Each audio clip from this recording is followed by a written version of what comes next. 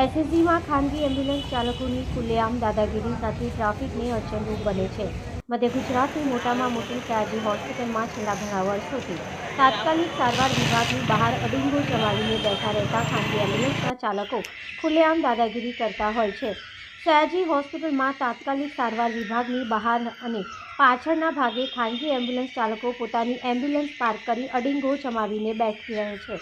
આ એમ્બ્યુલન્સના ચાલકો સયાજી હોસ્પિટલમાં આવતા દર્દીઓના સગાને ફોસલાવીને તેઓને ખાનગી હોસ્પિટલમાં લઈ જઈ ખાનગી હોસ્પિટલના સંચાલકો પાસેથી મોટું કમિશન ખાવા માટે ગોરખ ધંધા ઘણા સમયથી કરી રહ્યા છે. તદુપરાંત તાત્કાલિક સારવાર વિભાગની બહાર જ ફરજ ઉપર હાજર સિક્યુરિટી જવાનો આ ચાલકોને હટાવવાની કામગીરી શરૂ કરી ત્યારે સિક્યુરિટી જવાનોએ માર મારવાની અને નોકરી પરથી કાઢી મૂકીશું તેવી ધમકીઓ આપી હતી. અગાઉ પણ ખાનગી એમ્બ્યુલન્સના ચાલક અને સિક્યુરિટી ગાર્ડ વચ્ચે મારામારી થઈ હતી. રોડ પર ટ્રાફિકને અડચણરૂપ બને છે.